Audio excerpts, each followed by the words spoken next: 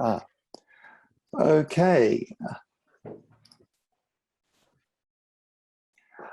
Good evening and welcome to today's discussion paper launch and webinar on building prosperous, just and resilient zero carbon regional economies.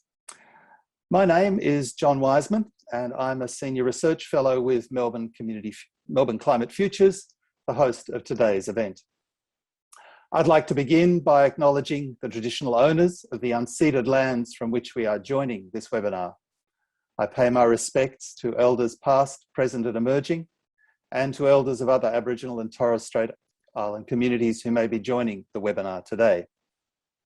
Before I introduce our panelists, I'd like to provide just a little bit of background about the discussion paper we're launching.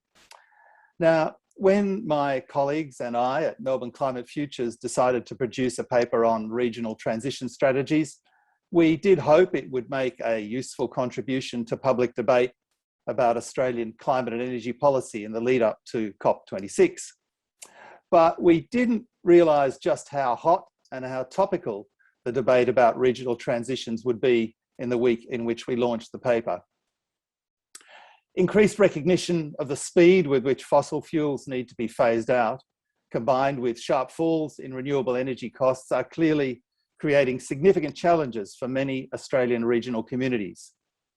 At the same time, there's also increasing evidence that a well-managed, just transition to a zero carbon economy can create huge economic and employment opportunities.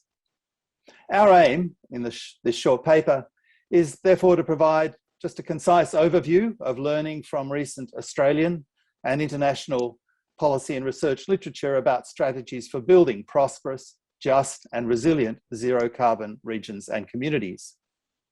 Our aim in this webinar is to explore these issues further and to sharpen our understanding of regional transition policy and research priorities by drawing on insights from 5 researchers, policymakers and activists with extensive experience of regional transition challenges and opportunities. The webinar will begin with brief presentations from our panelists. I'll then ask a few initial questions before opening up the conversation to your questions and thoughts. And I'd therefore like to invite you to begin writing your questions in the Q&A box. Before introducing our panelists, I'd like to thank Jackie Peel, Catherine Bowen, Beth Barber, and Joanne Burns for their support in commissioning and producing this paper and in organising this webinar.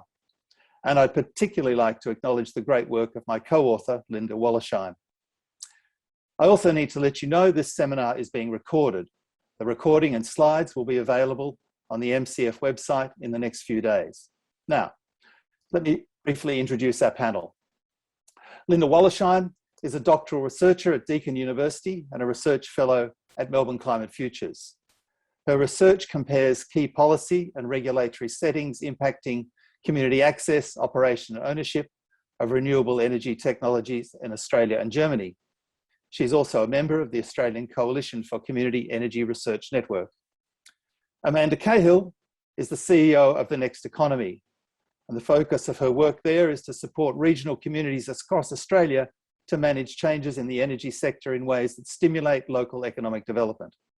Amanda has a PhD in Human Geography from ANU and adjunct positions at the University of Queensland and University of Sydney. Warwick Jordan is the coordinator of the Hunter Jobs Alliance, a local union and community environment alliance in the Hunter region of New South Wales that works with government, business and community to support workers and invest in job creation. Warwick's previous roles have been with the Australian government providing direct support for workers moving between careers in the Hunter, particularly in the resources and energy sector. Sam Meller is the Beyond Zero Emissions Engagement and Project Lead in the Hunter Valley and lead author of the Hunter case study in the Bzed Million Jobs Plan. And she's done pioneering work on renewable energy export opportunities, including as project leader of the acclaimed 2017 pre-feasibility study investigating high voltage direct current for the Pilbara region of Western Australia. And Wendy Farmer is president of Voices of the Valley, a community advocacy group formed during the catastrophic 2014 Hazelwood brown coal mine fire in Victoria. Voices of the Valley's advocacy work has played a key role in informing the Hazelwood mine fire inquiries, the court cases that have followed, and EPA Victoria reform. She's also a board member of the Next Economy and a community campaigner in Gippsland with the Friends of the Earth Yes to Renewables team. So let's get going.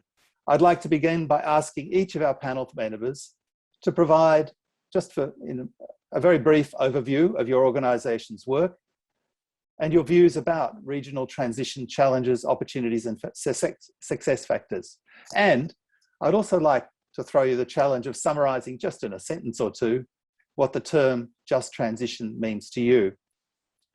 I'm going to ask Linda to begin, actually, just for a minute or two by summarising some of the key findings in our Melbourne Climate Futures paper about regional transition success factors. Linda, over to you. Thanks so much, John. And I'd also like to begin by acknowledging the traditional owners on the lands on which you all meet today. I'm on the land of the Dja people and pay my respects to their elders past and present. And I'd also like to take the opportunity quickly to thank you, John, and Melbourne Climate Futures for allowing me to be a part of this very timely and important project. It's really been a great pleasure.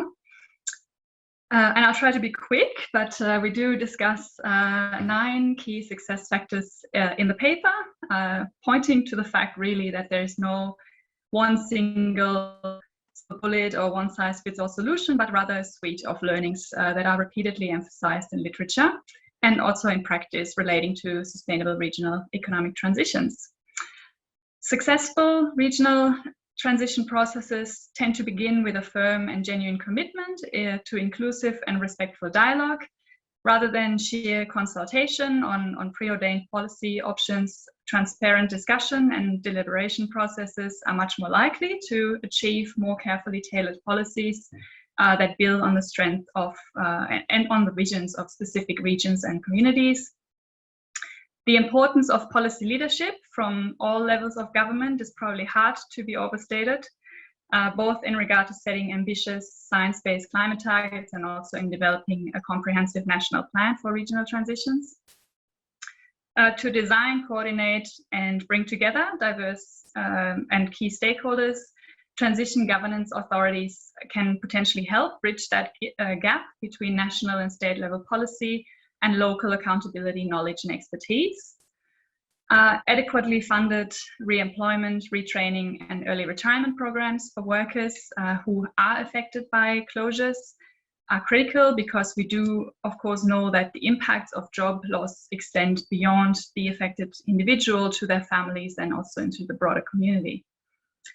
Another aspect that's prominent is overcoming industrial path dependency, meaning to diversify regional economies.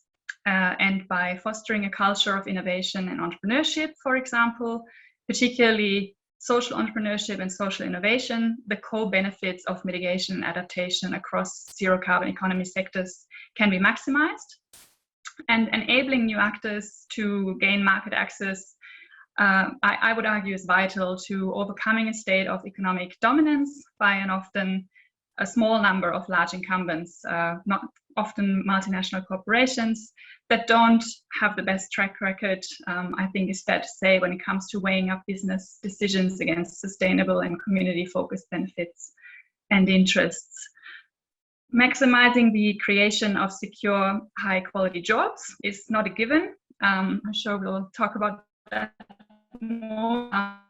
That is facilitative of new industries while ensuring new jobs are decent and high paying.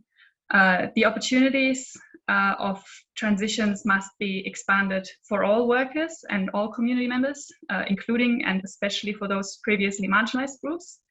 And it's also important to acknowledge the environmental and social costs of mining and to ensure that there's adequately resource plans in place for rehabilitating mine sites and power plants.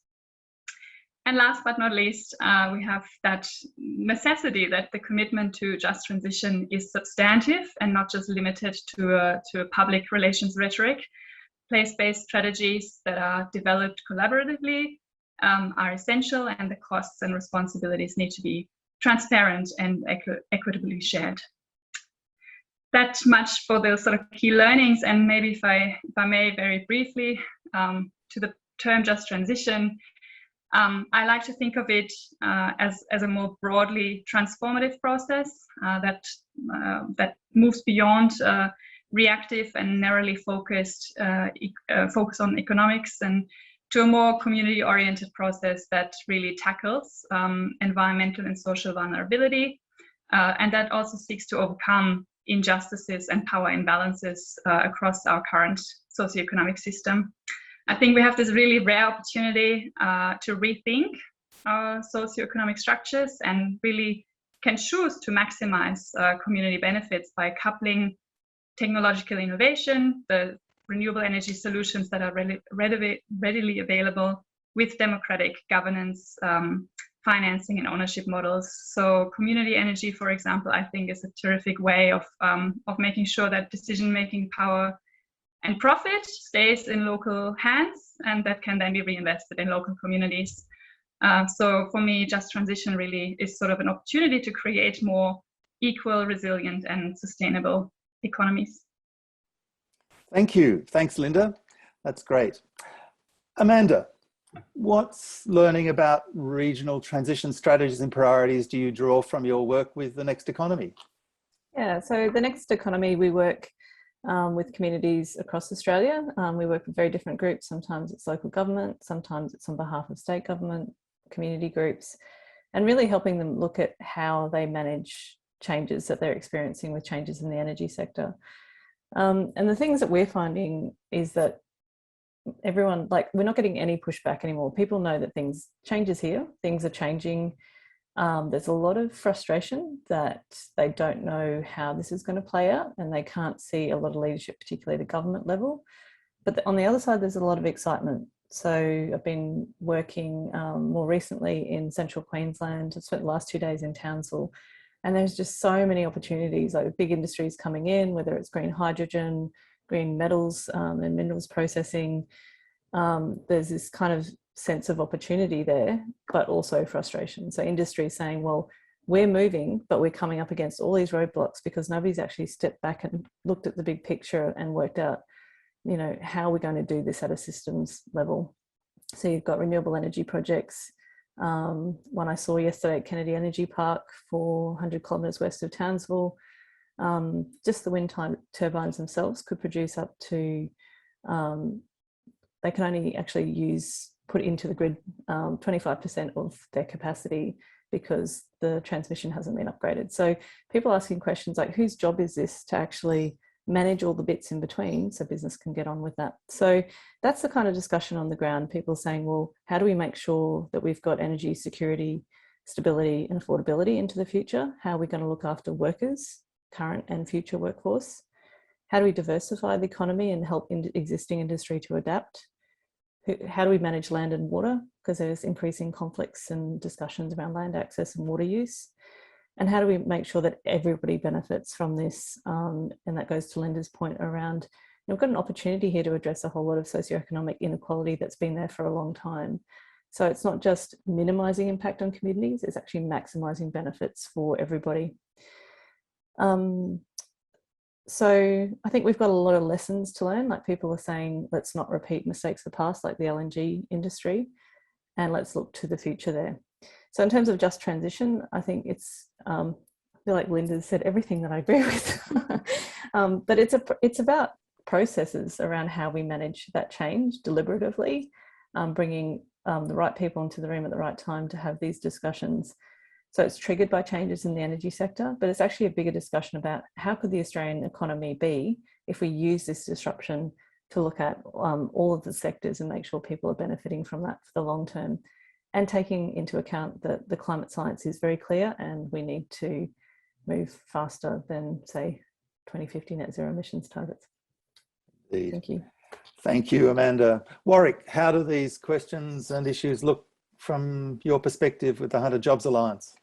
Yeah, thanks, John. Look, I might go to your easy question first about just transition and what it means. So obviously there's a spectrum. You know, I think it runs both in practice, but also in the view of different people from a from a nice set of words that's highly inadequate compensation for changing industries that has an impact on people's livelihoods, through to a really expansive social and ecological agenda. I think the way we don't actually use the term just transition on the ground. I think the way we frame it is that we are doing our best to respond as a community to an inevitable structural economic change in our region. So that's really how we approach it. But look, to be honest, I think we take a less expansive socio-technical type view, as some people call it.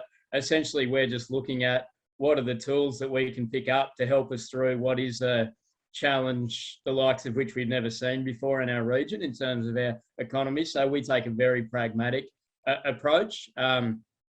Yes, it would be excellent if it solves a whole range of problems, and that's what our aspiration is in terms of a vision for our region. But at the same time, these are bloody hard challenges, and sometimes you've just got to do whatever works to be able to get a community through. So that's our take on it. Look, as far as the Jobs Alliance, been a pretty interesting genesis. So a couple of years ago, the Australian Manufacturing Workers Union and the Electrical Trades Union in the Hunter, who have a whole set of members in coal supply chains, power generation, smelting, other related sectors. A couple of the secretaries went and spoke to their members in the region and said, look, we think there's something going on with structural change and transition. What do you guys reckon? And the view from members in workplaces were pretty diverse, as you'd imagine, but the take home at the end of the day was, yep, we can see things happening, but we have zero confidence that anyone is going to do anything about helping us through it. And if you guys want to take that seriously as leaders of the union, then go and show us what it looks like. And so that sort of resulted in a number of conversations between local and some senior environmentalists, and there was an identification of a set of shared interests. And to explain what those interests are and how it relates directly to the work we try and do, the way we saw it in our community, there was three big interrelated problems. So one was the high degree of polarization that's occurred around these issues, which makes it very hard to get anything done, whether you are trying to attract investment or get worker support policy or reduce emissions or whatever it is. And we took the view that that's not only a matter of what government does or companies or influenced by vested interests or what have you. There's a set of expectations the community needs to create about how decision makers do their business. And there's also a set of permissions as well. So we took the view that we had to try and lead the discussion in a more inclusive way. So that's one part of the story. But as people know, trying to resolve a narrative or deal with political issues doesn't fix the practical problems either. So the second part of that for us was there is a set of things that are unknown about transitions or regional adjustment and what works, but the trick really is translating it. I think I saw a recent report from LSE describing it as going from the grand to the granular. So you're moving from the big picture through to what's actually going to work on the ground in the extremely messy sequence of structural change. Essentially you're trying to bend the arc of investment and regional development for a social outcome. It's a very hard thing to do. So how do we actually muck in and start trying it and testing it and doing it? And so we took the view that our job there was to try and agenda set and lead the discussion and show what the practical outcomes would look like, and not just advocate, but work out really what they look like and where they could land.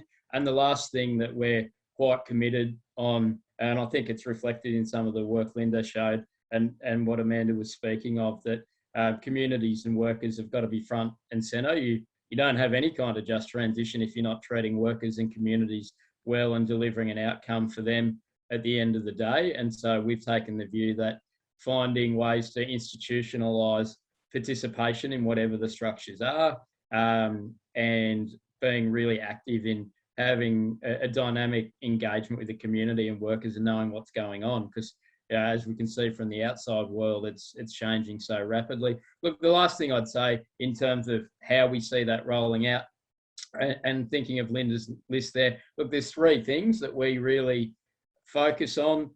There's support for workers and the whole set of supports for workers and community as well. There's the set of longer run investment and economic development and diversification activities. And then there's a foundational set of coordination and capacity building and resourcing to make the whole show hang together. Someone needs to be in charge is the way we think about it. So that's how we're trying to approach the task.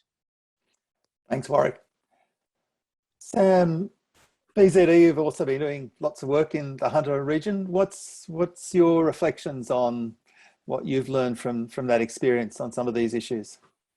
Oh, thanks, John. And yeah, I'm coming to you from Warramai country here tonight, up near the Williams River. Well, Bzed is an independent think tank and completely non-partisan in how we operate. And we've been talking to a lot of people in the Lower Hunter. The intention with this project and doing place-based research was to do the whole Hunter, but it's quite a big region, and obviously COVID's been really disruptive. But we have done a lot of engagement in the Lower Hunter in looking at the solution, like the solution being a renewable energy industrial precinct and sort of recycling and reusing all of the Hunter's existing assets and legacy infrastructure, the research institutions, the close relationships between research and industry in the Hunter, and pivoting to future focus. And just thinking about your just transition question, my sentence is creating a thriving and future-proof, diverse and inclusive economy with opportunity for everyone. And just echoing what Amanda said, like in my engagement, I have to say, like, I was a bit nervous setting out in the Hunter with the coal price as high as it is, talking about renewable energy industrial precincts powered by 100% renewable energy, and shared infrastructure and new energy exports like green hydrogen and products with energy embodied in the product through being processed by renewable energy. But I experienced the same. I got absolutely no pushback. People saying, yes, of course it's got to happen, you know, and finding that really a lot of the businesses I were talking to are already doing it. Like they're already very future focused. They understand, especially if you think like of the SMEs that are currently supporting the mining industry, are doing some really amazing innovative work, diversifying with batteries and new solutions around mining vehicles.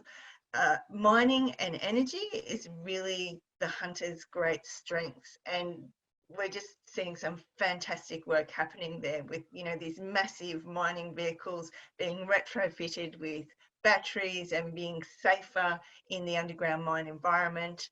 And, you know, the batteries are manufactured here in the Hunter, and all the retrofits are done here in the Hunter with people who have worked with diesel vehicles all their life. And suddenly, you know, suddenly are loving batteries. You know, we're seeing man carriers, and it's really quite exciting. And people also understand, you know, that things are going to change, but no one really knows exactly when. And, you know, it's, you know, we're seeing record coal prices at the moment, but also we're seeing our biggest coal customer from the Port of Newcastle, Japan, you know, saying they're going to halve their emissions by 2030. So yeah, people are preparing for that, I think. And it's a really exciting place to be at the moment. And I think what my experience is that, and just there is a lot of collaboration going on. There's a lot of cross-pollination.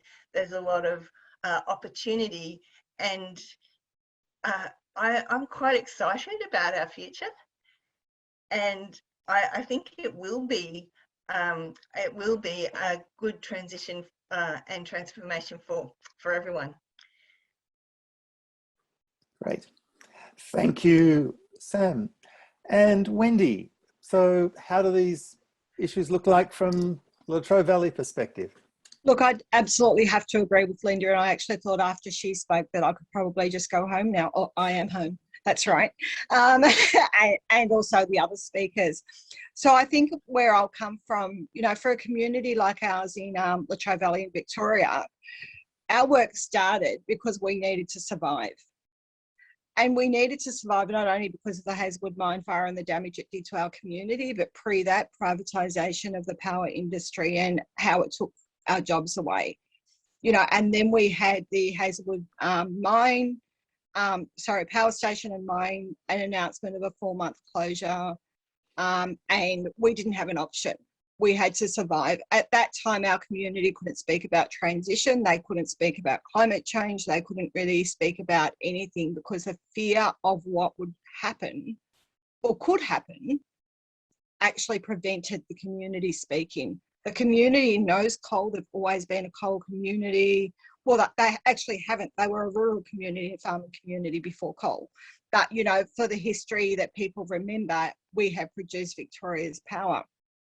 So I think that my main point when I start thinking about a transition, do we have an option of transition? We don't, because most of these resources are owned by international companies or that all of a sudden could say, we're leaving. We're not leaving anything behind. We're actually not even telling you the truth until 4 months before we close that we are shutting the doors and we will be no more.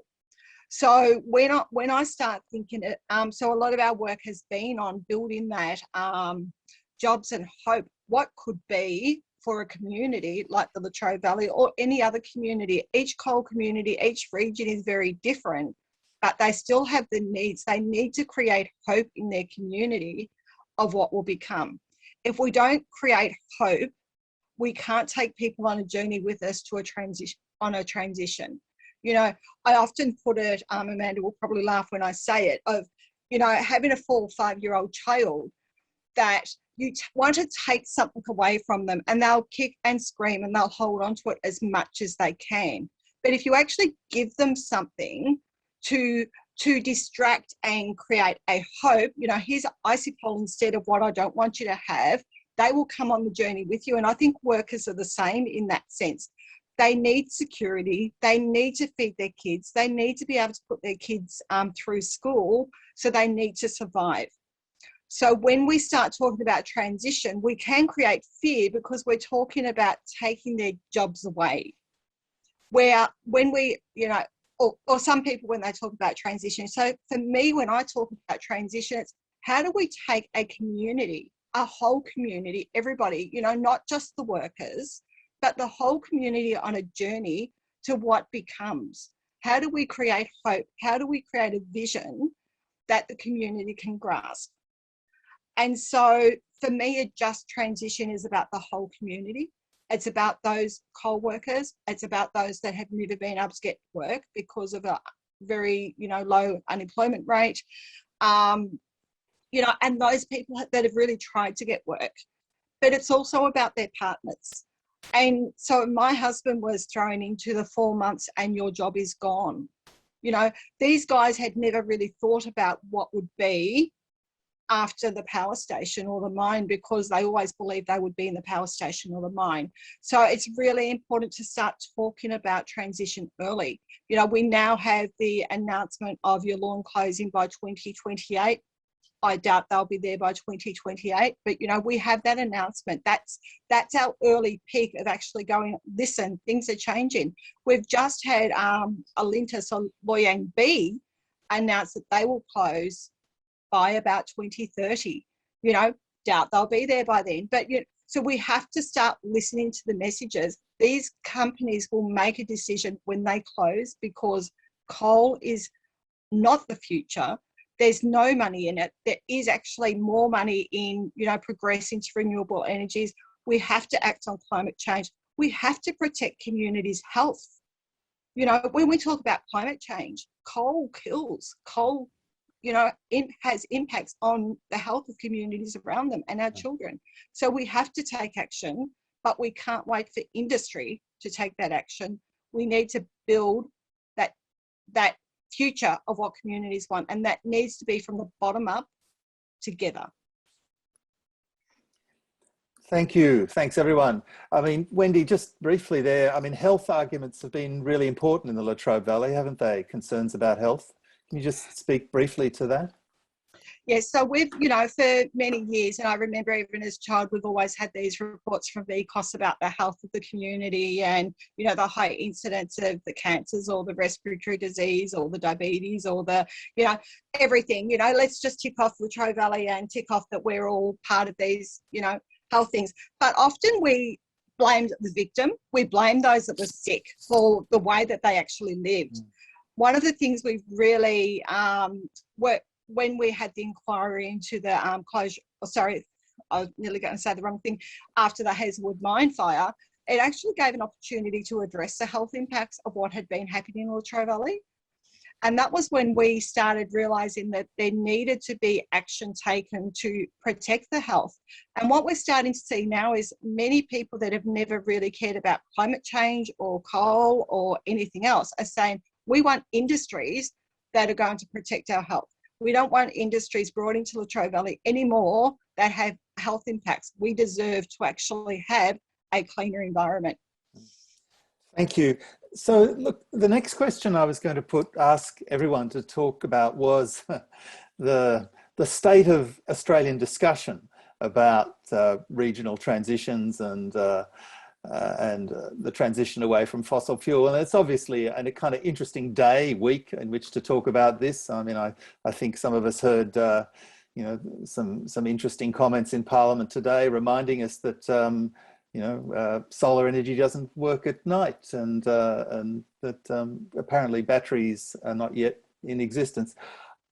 I was going to ask you each to talk about how you see the broader Australian debate, and it relates actually to a question that Jackie Peel has posed in the Q&A, and she says, look, it's interesting your comments, say, Amanda and Sam, about you're not seeing pushback on the ground about these issues, but that seems like a long way away from what's going on in Canberra and in the national debate. So why do you think we have this huge disconnect in the public debate in Australia about these issues? Amanda, do you want to go first? Yeah. it's an easy question. So, yeah. I mean, it's really weird. 5 days ago, I think whenever it was, and there's been this discussion from the Nationals that we need to support regions and there needs to be funding for regions. I'm like, absolutely agree with you. But this questioning around does renewable energy even work, and coal's still going to be here and we need to, like, this moving from denial that there's anything wrong with the markets for coal because they're going to keep going forever, to suddenly saying we need, I think was it a few weeks ago they were saying we needed $250 billion fund to save the coal industry. I don't know whether it's the business of politics that you win more votes by having a divisive discussion, and that's their analysis of it. There's a really interesting documentary out at the moment called The Big Deal, which I would encourage everyone to look at, but they do talk about the links between the fossil fuel industry and people working in government and political parties. Not saying that is the case, but that they make some pretty, that it's very clear and it's quite open, some of the evidence around those links. But what I am seeing, particularly since the fires in places like Central Queensland, where Matt Canavan is from, people being really angry in the room because they're sick of people telling them completely the opposite thing. They're like, and people are saying, we don't know who to believe anymore. Like, how is this possible that, one side's saying this and, so I think it's shifting because people are seeing stuff on the ground, that they actually are seeing wind turbines, they're seeing solar panels, they have solar panels on their roofs, they're looking at batteries for their house. So I don't think those arguments are going to have the same sway anymore because people are seeing it in their own backyard, and that's what's shifting the discussion. There's always one or two people in the room who are going to hold out, but they tend to be people with very strong financial ties to the industry and feel like they have to defend fossil fuels in the end. But interestingly, it's not us that responds to them. It's usually someone else in the fossil fuel industry who turns to them and says, look, you might not want to believe in climate change, you might not want to believe that this is the end, but it's happening because our business is actually looking at the future of how we're going to close down our power station, for example. So that's the interesting thing. That discussion is happening internally and people are having themselves. I don't think we need to go out there and convince anyone. Yeah, that was a long and rambly answer. No, that's great. I mean, Warwick, John, can I have a go at that one? Yeah, please. I've got a bit of a different take, actually. Great. So, look, I think we can sometimes just attack these problems politically, but like if you look at it at root, is it surprising that communities like Muswellbrook and Singleton, where 30, 40, even 50% of people are directly employed in the coal industry, there is no obvious alternative, and there's a nationwide and global conversation about their sector not being a good thing for the future of the planet. Like, are people going to be worried about the future? Absolutely they are.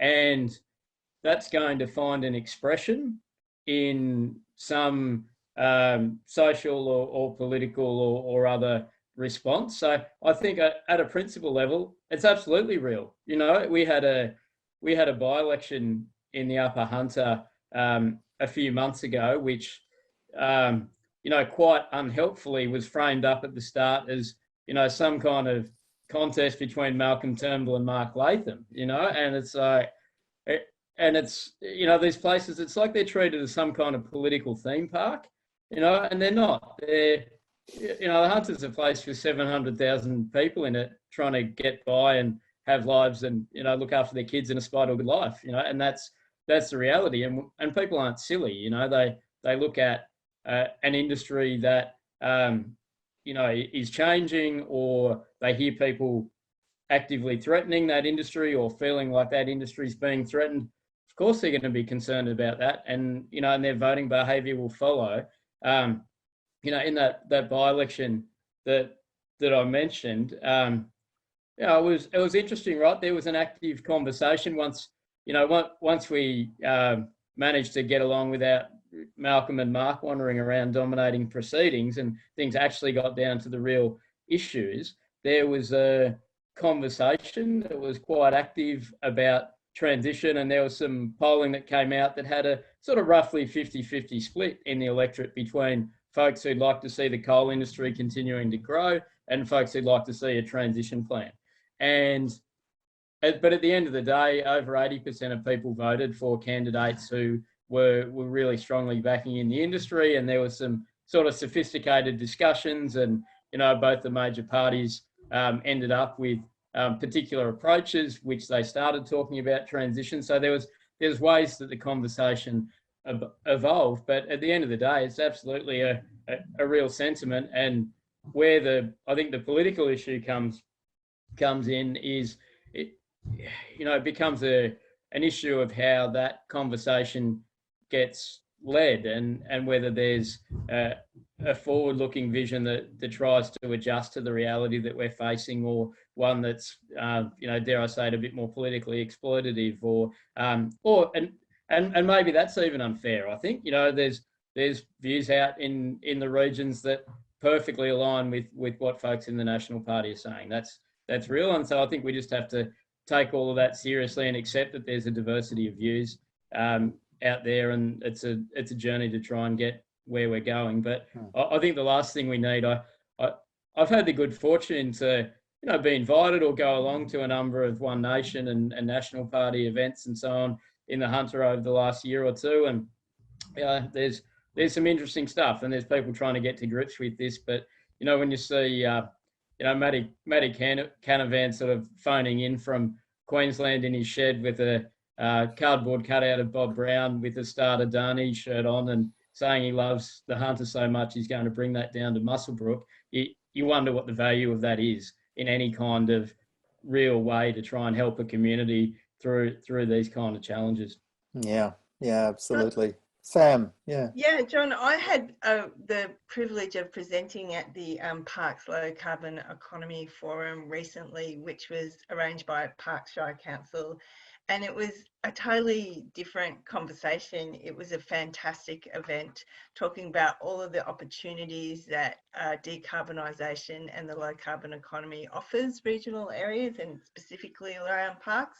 And it's focused on the Parks Special Activation Precinct, but there was a lot of presenters just speaker after speaker was talking opportunity. We're talking about farmers who were saying they're so grateful for the wind turbines on their property because they got them through the last drought.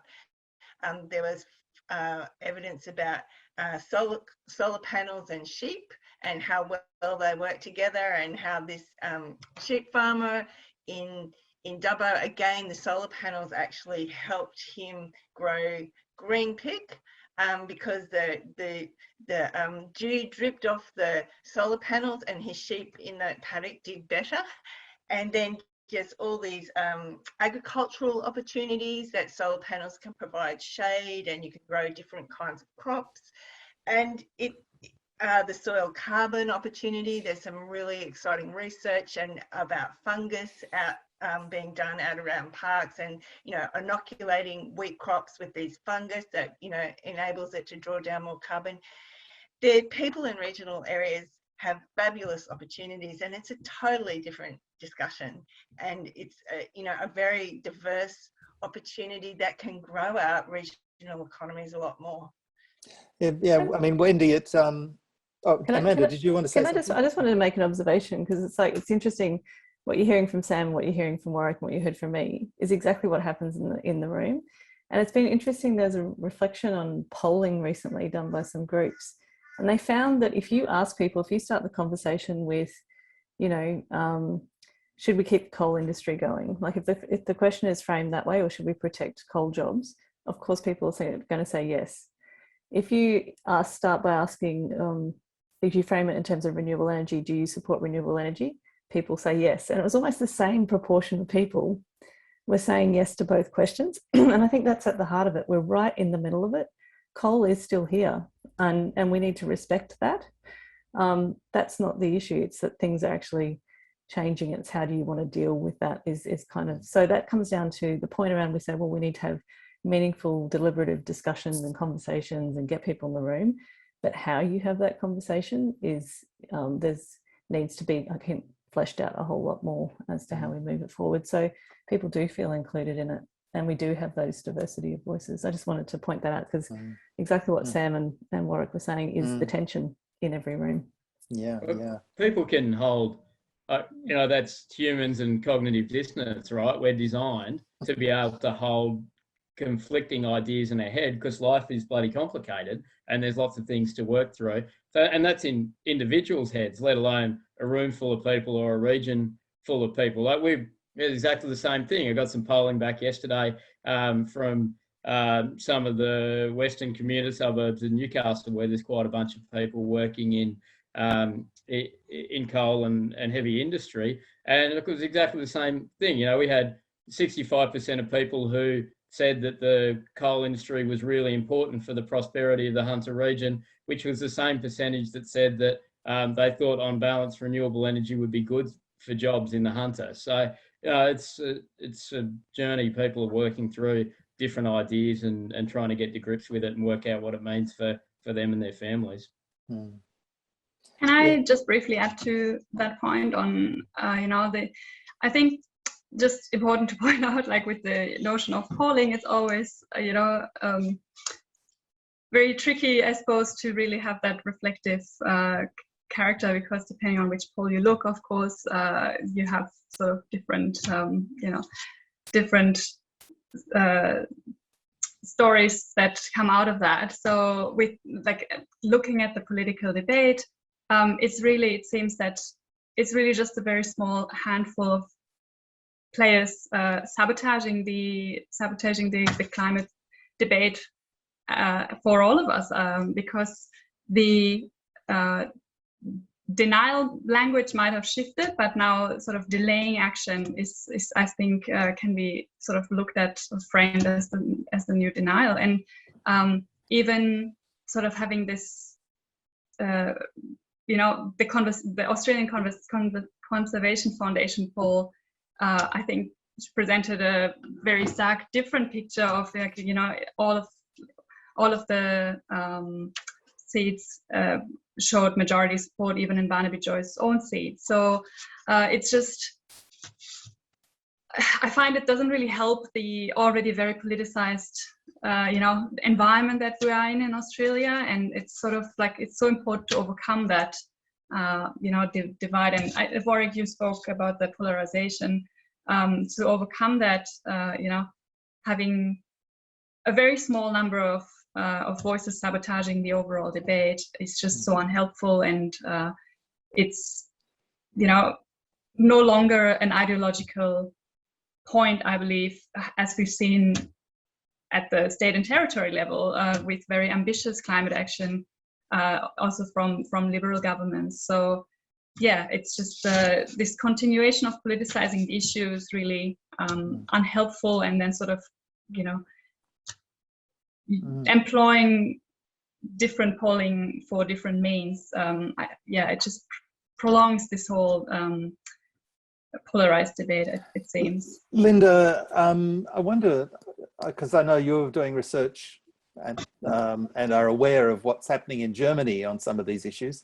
I mean, any polarization in Germany that you care to discuss? I mean, how is this debate? What have you learned from looking at what's been going on in Germany? I mean, in terms of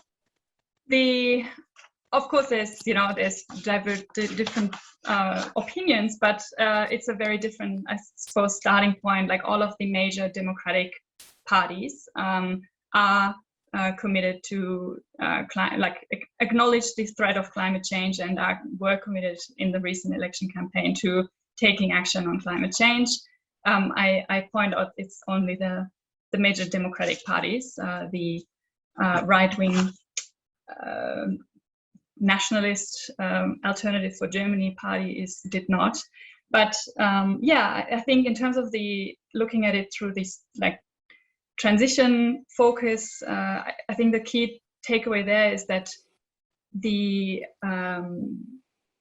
history of sectoral changes dates back a long time, and the conversation around stakeholder engagement started very early. So this whole importance of long-term planning, of coherent strategies, of integrated climate and energy policy is just key. I think that's sort of one of the key differentiating factors. I think this, you know, yeah, acknowledgement that you have to integrate and have a coherent long-term view.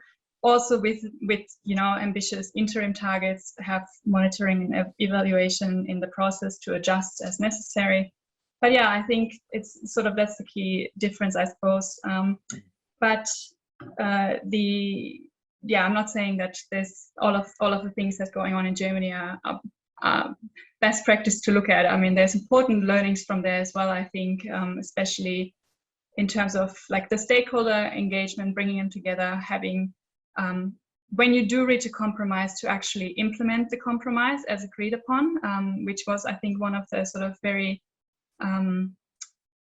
yeah, critical mistakes maybe, or like key points of critique that can be pointed out in the German Coal Commission example, where you reach a compromise, but then that is actually not implemented the way it was put forward. So yeah, the debate is, I suppose, different. But it is, I mean, of course, you always have different views on everything, but just avoiding this stark polarization, I think, is essential to depart from. Yeah. So there is another question, but I'm going to hold it to the end, and I'll flag it, which is really to put you on the spot for, you know, identifying the top 2 or 3 things that you think would really accelerate the possibility of a transition both in your regions and nationally. I'll put that as a foreshadow, that one, because there's a couple of questions I think in the Q&A. And there's one from Toby Phillips from the Centre for Policy Development. And as some of you'll be aware, CPD has been doing a lot of work in this space as well. So I'm actually going to see if we can invite Toby to, yes, share his, come on. And in a sense, Toby, both, certainly ask a question, but I'd also invite you to just say a minute or two, share some reflections from CPD's work on this space as well. Thanks, John.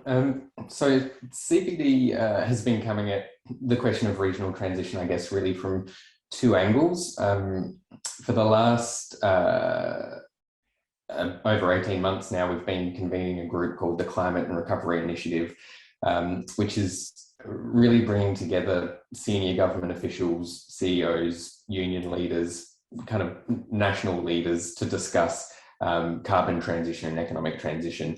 And this is an initiative we've been doing with the ACTU, the Australian Industry Group, and Climate Works, really trying to set a bit of a behind the scenes national conversation and coordination between these people. So very, very kind of high level agenda setting stuff, and regional transition has basically every time this group meets, which is about once every 3 months, regional transition's been a big focus and a big priority.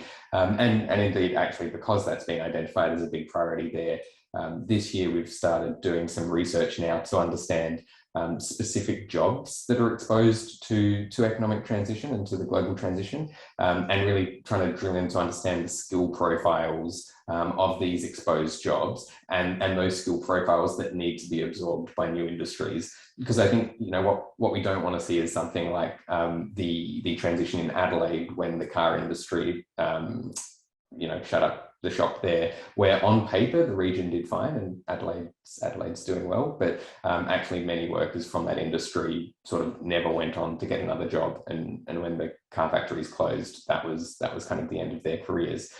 So I guess, given that we're kind of coming from it from the top level national agenda side, we're also looking at the very granular, what are the skills that people are going to have that need to be absorbed by new industries. I guess I've got a couple of questions for the panelists. I put one in the chat, but then there was just such interesting discussion on the kind of the politics of it that I'm going to sneak in one on the politics.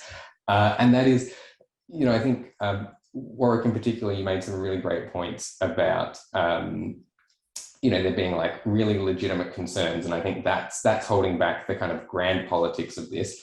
Certainly in our discussions, where there isn't political attention, governments seem really keen to do what they can to enable a sustainable transition. So I'd be interested to hear from panelists, apart from, I think we'd all love a better, stronger, more clear vision from the federal government, but what are perhaps more technical support and things that they could be doing to support a transition behind the scenes that might not attract the political spotlight? And then, really, really getting granular. The question that I put in the chat is, Wendy, you gave that example of workers getting told, 4 months and the job's up. And I think what we're really thinking about is what can be put in place now beyond having the conversations, what actual programs, what structures, what support should policymakers be thinking about, so that if workers do get told, 4 months and it's up, so that they're ready to move into new jobs and new industries. Yeah, maybe Wendy, do you want to have a crack at that first up? Yeah, I'll do my best. I think it's really interesting, and the work you're doing is really, really, really important, Toby, and that was sitting in the back of my mind as other people were talking about politics and, everything else. Regional communities or coal communities actually need to be able to see where these jobs are and how their skills that they already have flow into another area of, renewable energies. We often talk about, what frustrates me quite often is we talk about we have coal or we have the renewable energy system. We don't talk about that middle section. So we create that fear in the middle where, we have to shut coal because we've got a climate emergency, but we have an energy emergency if we shut coal tonight. The power stations in Victoria could close right now, and we have an emergency of energy. We saw it with the Yallourn River diversion collapse, that Victoria went into a state of energy emergency.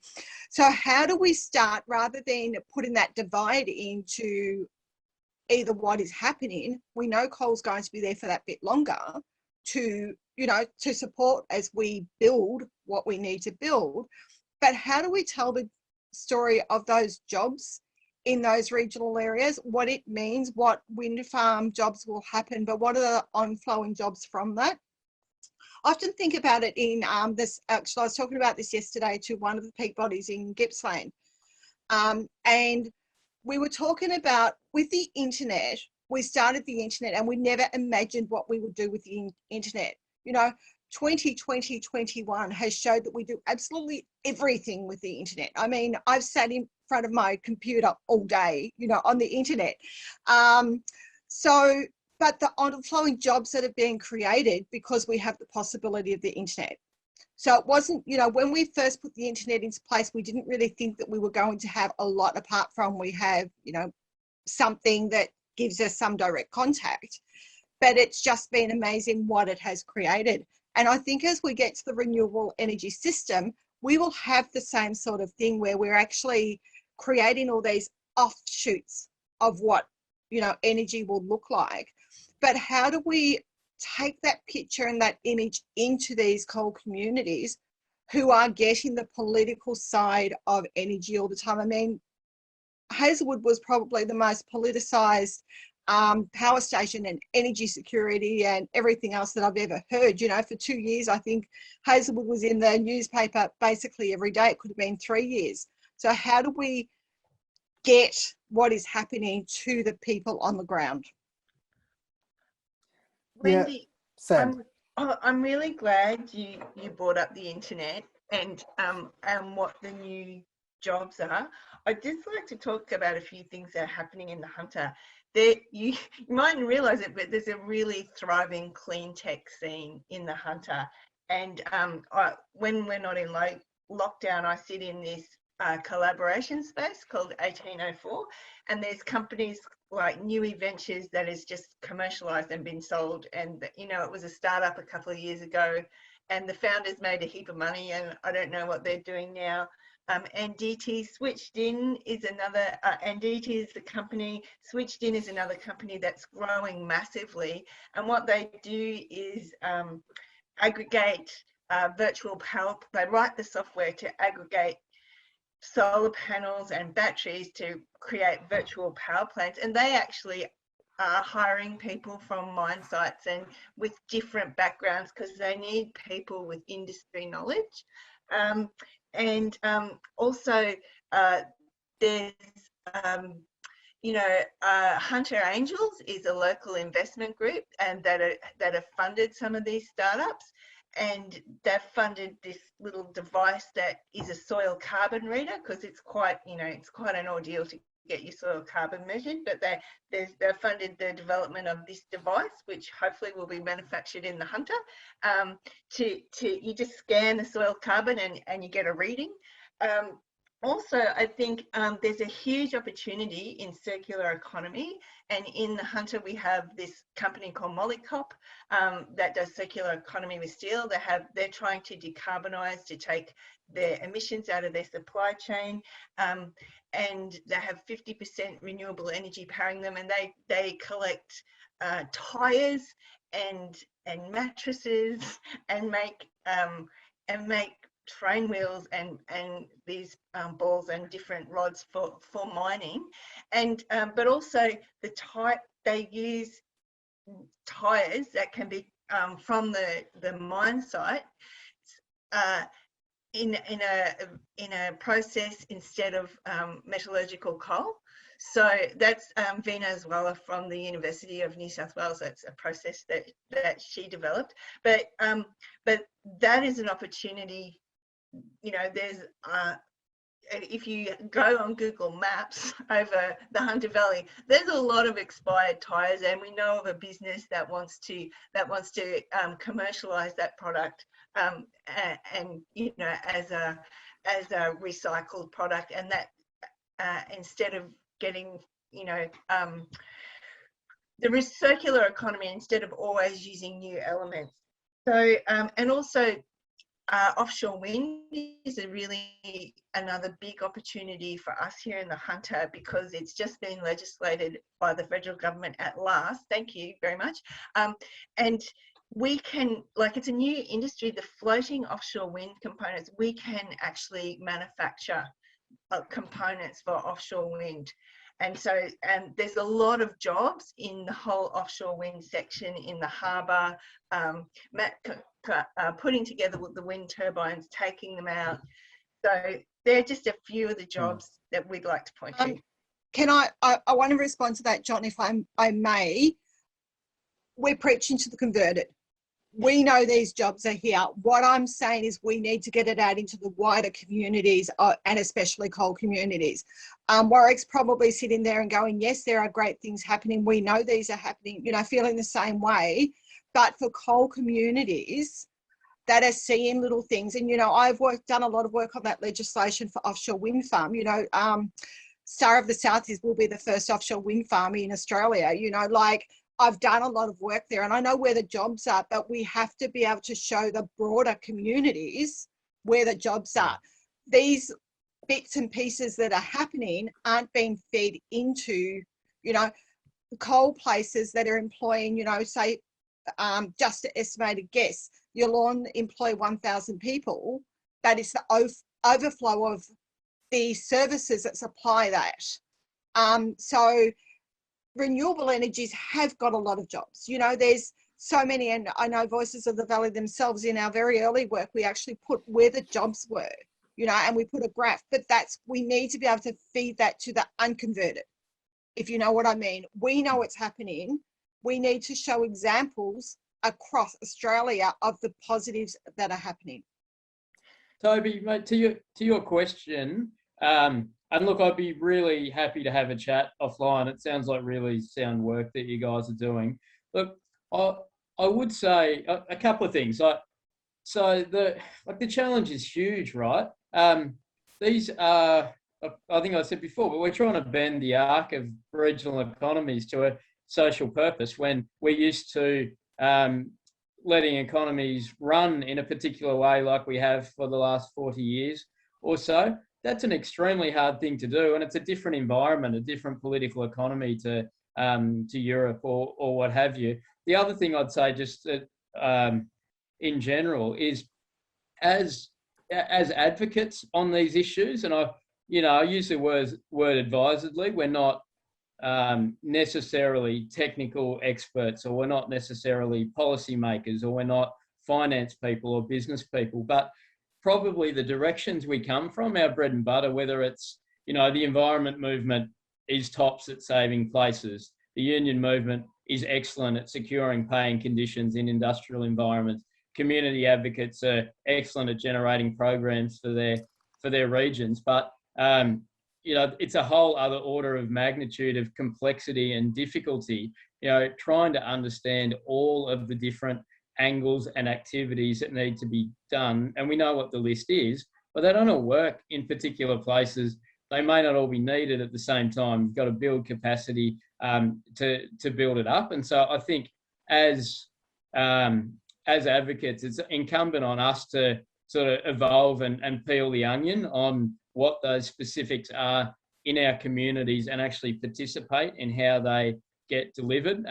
And I would love to provide some specific examples, but I don't want to steal John's thunder on his last question about, you know, if you were God, what three things would you do as a priority? But look, there's definitely a list, and we're sort of pushing in and around how they get implemented in our region, because we're just learning, we're just testing. And, you know, it's, I heard the other day a bloke who was previously the regional economics chair at the University of Newcastle. I suspect he probably knocked this off someone, but he was describing the response to these kind of structural changes, that there's no silver bullets, it's silver buckshot, and you've got to get all those little bits right. So as a general response to your excellent and specific question, there you go.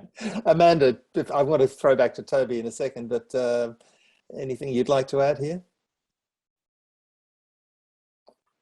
You'll need to turn on your mic. Sorry.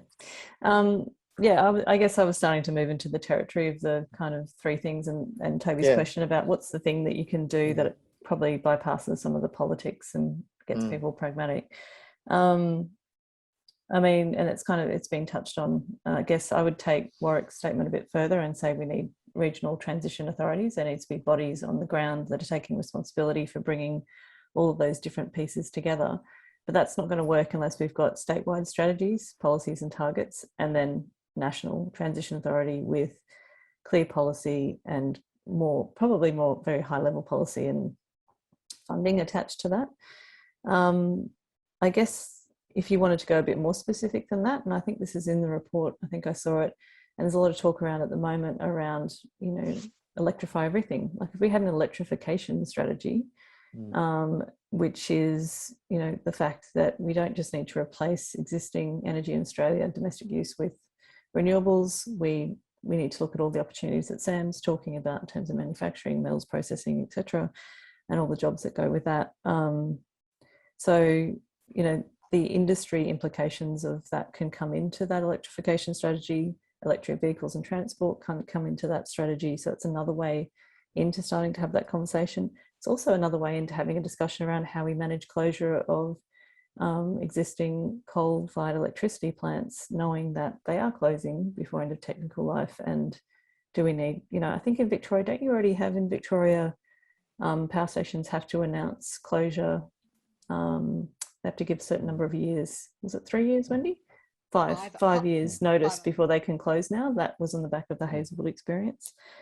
And also that we've got to have clearer 2030 targets attached to those. But it can be framed, if it's starting to be framed in terms of industry opportunities and investment opportunities, that also cuts across some of those political issues. Toby, I've got a couple of other questions in the chat, in the Q&A that I want to go to, but do you want to just, any quick responses to some of those reflections and suggestions?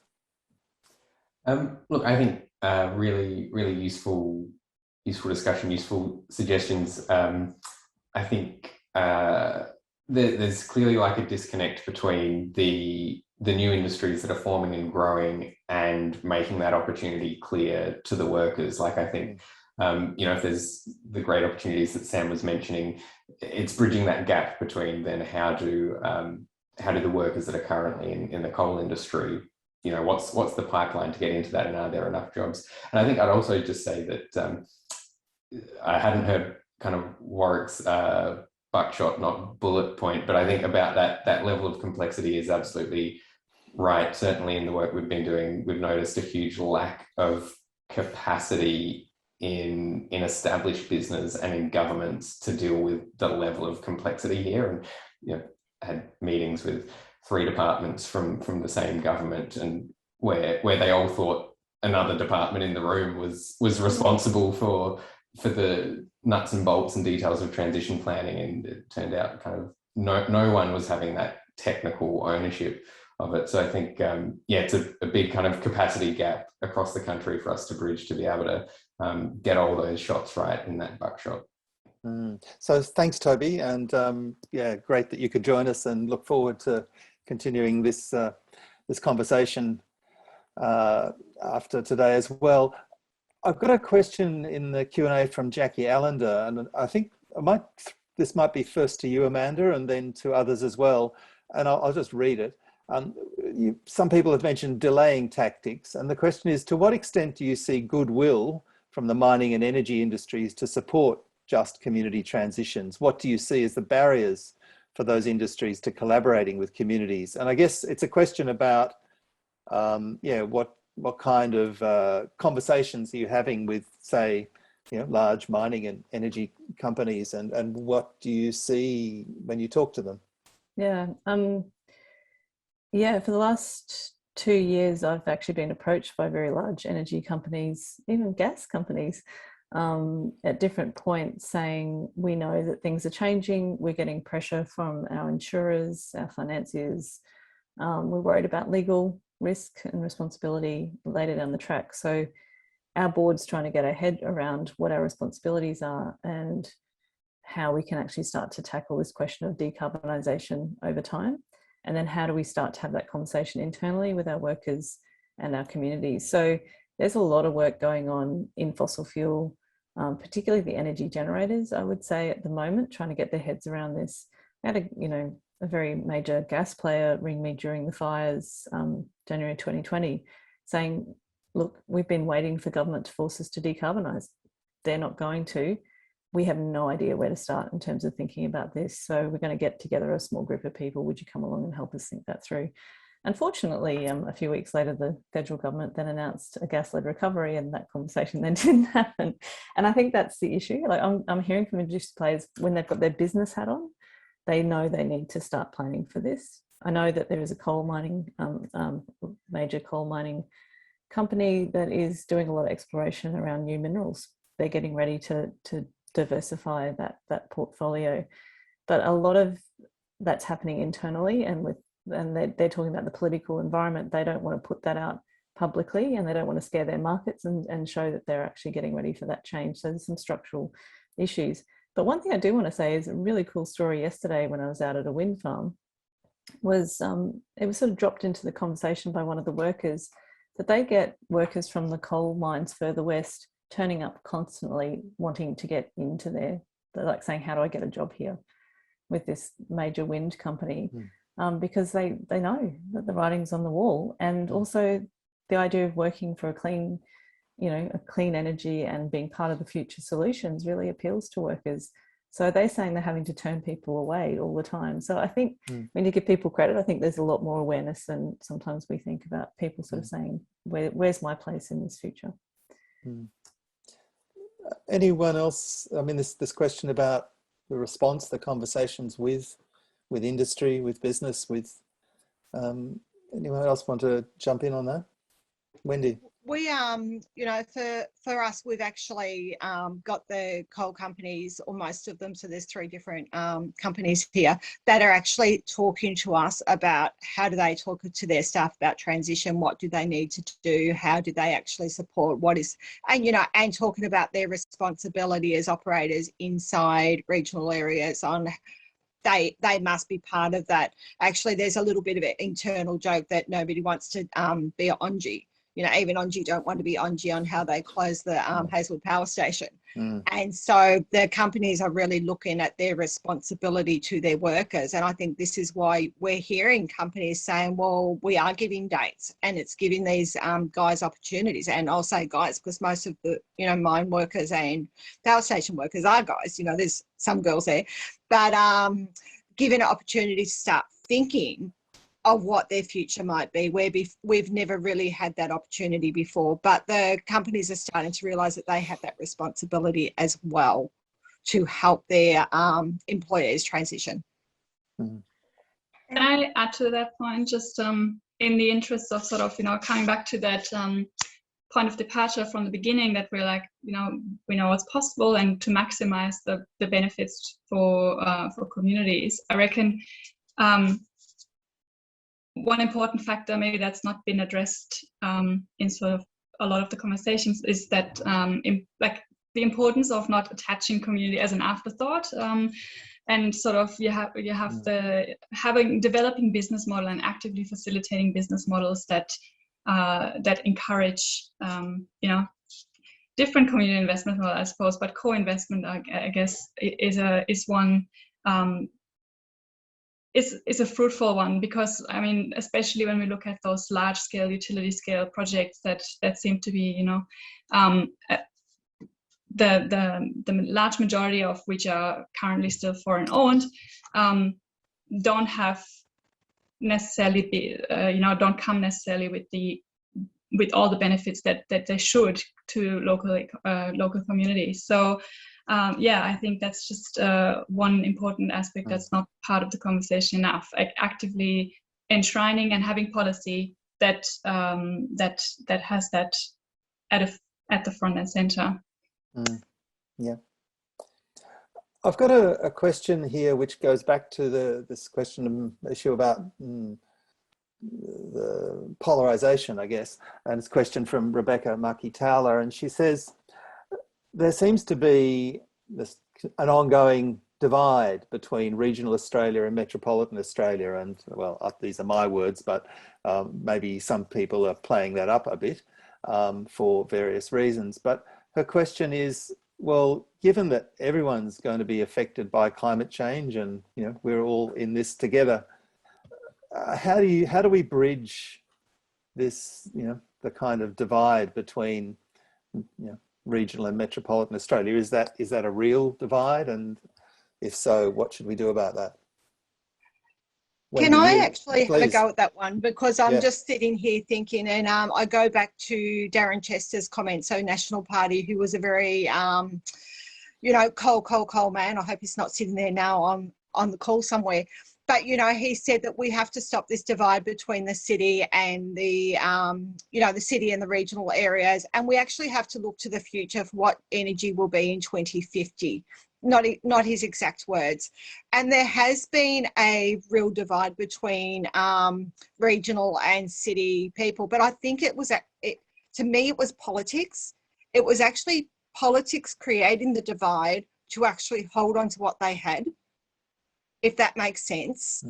And so I work, what's quite interesting is my work is always with city people, you know, always with regional people, but that divide, what you used to see maybe 6 years ago, has actually especially for Victoria, has lessened so much that Victoria wants to work together rather than, you know, I'm a Melbourne sipping latte and smashed avocado for lunch person and you're just a regional coal community that have to shut coal. That we're actually starting to join together and work together. I think it's really important that regional areas have the opportunity to branch with city people, but city people actually support them and listen to what they need in a community often. And I think that's what's really working well in Victoria, at least, is that we are working together to actually get a good achievement for the whole of Victoria. John, I think, look, there's broader issues at play here, right? I think, you know, we're having a conversation about climate and energy and regional economic issues, and that's become one of the leading proxies for this issue. But I think, like, there's no getting around the fact that different places, you know, they're different types of people, and there's a whole bunch of broader trends around, you know, social cohesion across the Western world because of all the bloody devices that are stuck in front of us that make us argue with each other. And that is a contributing factor. And, you know, we import these political trends from the US because we think they're excellent. And then, you know, that just encourages us to argue with each other more. And so there's those trends. But, you know, I think there's some structural, cultural issues, like, you know, but 2-3 generations ago, you know, probably most people had in the city had a cousin or a relation, or, you know, spent some time on someone's farm over summer or what have you. And we don't necessarily have that same connection now. But I think if I was going to point at a potentially resolvable issue, massive failure of leadership to articulate what the country's about. Like you see where we're split between, you know, people in urban areas who, you know, would hesitate to use the word patriot, or, you know, have a serious problem with the flag or whatever it might be, that's viewed in a particular way, which means that they're not supportive of the nation as a whole and what it does. And then you have people in regional areas who have a really strong critique. You know, they don't like a way of life that they perceive happening in city areas, which is equally unfair on the people who are just trying to live their lives and happen to live in an inner city. And I think the lack of leadership to try and paint a coherent picture of, you know, what the whole country is actually about and what we're trying to achieve and the good things about the place, and replacing that with you know, cheap politics that divides people is a failure that can be responded to. You know, we've got to provide a bit of permission to that. But I think, you know, at the end of the day, are there differences? Yes, they're different places, different economies, different ways of looking in the world, but doesn't need to be a cleavage that busts up our body politic. No, it doesn't need to be, with some better leadership. No, thank you. Amanda, perhaps just a quick comment, and then we should might need to wind up. I think it's kind of been touched on, it was touched on the paper, like so often we add on this kind of idea that we need to talk to communities and they've got a voice, but really we've got to get realistically about funding that. There's got to be resourcing in place to support people on the ground in that community to have a conversation, brings different stakeholders together. And you've got to start with listening. You've got to start with what actually people care about and what their issues are. But it's also about involving them in the problem solving around that. They know their place better than anyone else. I'm not talking just people in the street, your neighbours and stuff. I'm talking about how you bring them together with the businesses and the local government and the decision makers to actually have a real conversation, map out what are the issues here, what are the strengths that we can work on, what do we care about in this place that we want to build for the future. So that's the starting point for the conversation, which actually can bridge that so-called divide across all political parties. If you start talking about what do you care about in this place and what do you want for your future, you have a very different discussion. People start to work together on that. And just a bit of a plug too, if anyone's interested in how you have the conversation, how you can start that conversation. The next economy is going to be running something called transition talks, some mini workshops and webinars for people across any region. If you want to be having a positive, productive conversation, we're going to share with you what we know has worked over the past 7 years. So, we'll let us know, and we'll try and circulate that to people as well. So we've only got a few minutes. We've got there's a couple of further questions which we may not get to tonight, including, interestingly, several questions about the potential for nuclear energy to be part of this conversation. I don't think people have submarines in mind, but you may want to touch on this in your last minute or so, because what I want to do now is really just give you, not 3 points, just what's the message you'd like to leave the audience, the participants with, just a sentence or so from listening to this discussion. Maybe Linda, do you want to go first? Just a sentence or two at most. Yeah, I promise I'll keep it short. I think it's just really coming back to that point that is a unique opportunity to really rethink the socioeconomic structures. So the future we pursue and the infrastructural decisions we make are locked in for a long time. And so I think that the starting point really needs to be clear that it's a renewable energy based future. Won't go into the topic of nuclear, but I think the costs speak for themselves. The infrastructure availability speaks for itself, and we know what we need to do. And I think we just it would be a terrible chance to miss to really try and rectify some of the mistakes we've done in the past. So looking towards a diversified energy future where you have enabling all sized renewables projects, large scale utility, but also mid scale and also small scale community projects is, I think, important and should be part of the conversation. Thank you. Amanda, something you'd like people to take away? I guess this speaks to the nuclear question as well. Like, we think this isn't moving because we're missing something. We have everything we need. We have the technology that works. We have all the plans. We've actually done all the jobs modeling. Like, we know the sorts of jobs that are out there. There is so much money to move, and people are at a point where I think they're ready now to get on with the work. We've just got to do it. So focusing on what we do have to work with, I think, is really important, that we keep an eye on that and making it work, and bringing governments along with us. Okay, Warwick, a takeaway? Oh yeah, look, I think I love. I'm slightly butchering it here, but I love that Louis Pasteur quote. Fortune favours the prepared, and I think that says a lot about our regions. I think we just need to get on with it. Honestly, the politics is diabolically difficult, but that's actually easier to deal with than the economic reality. So we've just got to get on with it. Sam? Exactly. I think everyone summed up really well. I think we need to be very future focused. Like Linda said, what we do now is going to be locked in for a long time. and just focus on the opportunity, because there's so many opportunities for regional Australia right now. And as what Wendy said before, there's going to be things that that emerge in the new diversification that we never even thought of as part of this new economy. And Wendy? I'm going to touch the nuclear first because I think it's important. Too expensive, would take too long to build. And are we going to create another problem for another community, for another generation to actually be here discussing? And I think as we move to the new economy and what we bring to in a transition, we need to make sure that we don't actually create impacts that coal have done to communities that they have already, and have the next generation have to fight that.